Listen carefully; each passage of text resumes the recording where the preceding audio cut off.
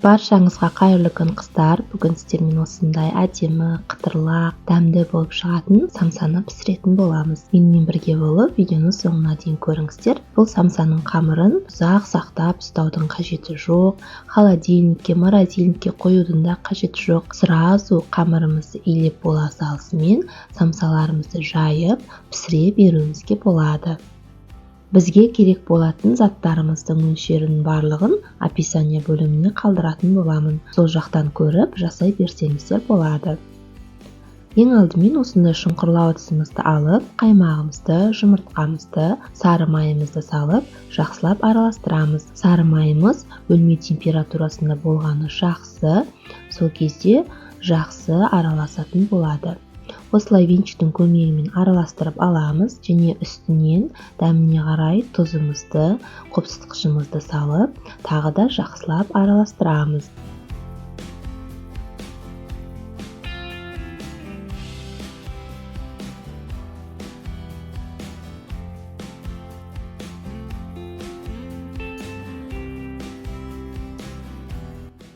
Електен өткізілген ұнымызды салып, жұмсақ, әдемі қамыр илеп аламыз.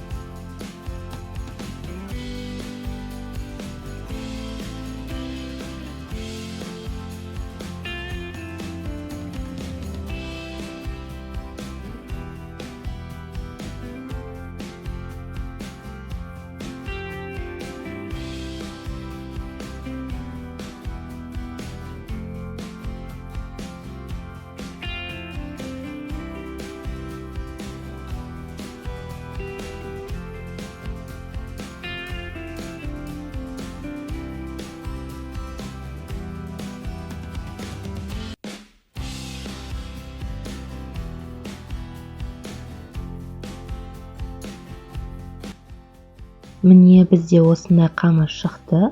Енді қамырымызды алып, бөліктерге бөліп, арасына салмамызды салып, самсаларымызды түйіп шығатын боламыз. Өзіңіздің қалауыңыз бойынша бөлесіз, үлкен немесе кіші самсаларды қаласаңыз, әртүрлі бөліктерге бөлуге болады.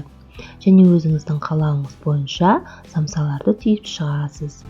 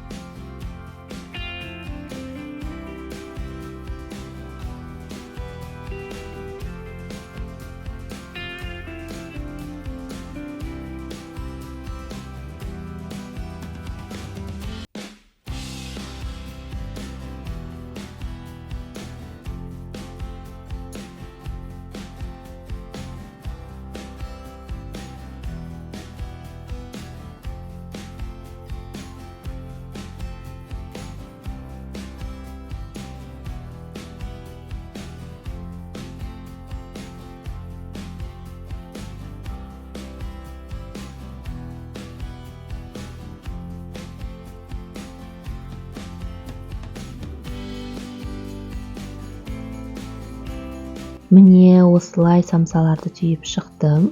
Енді бетіне жұмыртқаның сарысын жағып, үстінен мак немесе күнжутты сеуіп, қызып тұрған пешімізде пісіреміз. Самсалар осындай болып пісіп шықты. Сап-сары, өте жұмсақ, әрі өте тойымды. Сіздер де жасап көріңіздер. Көп уақытты алмайды. Қонақ күткенде де өте тез дайын болады. Сау болыңыздар, менің арнама тіркеліп, маған қолдау білдіріп отырыңыздар.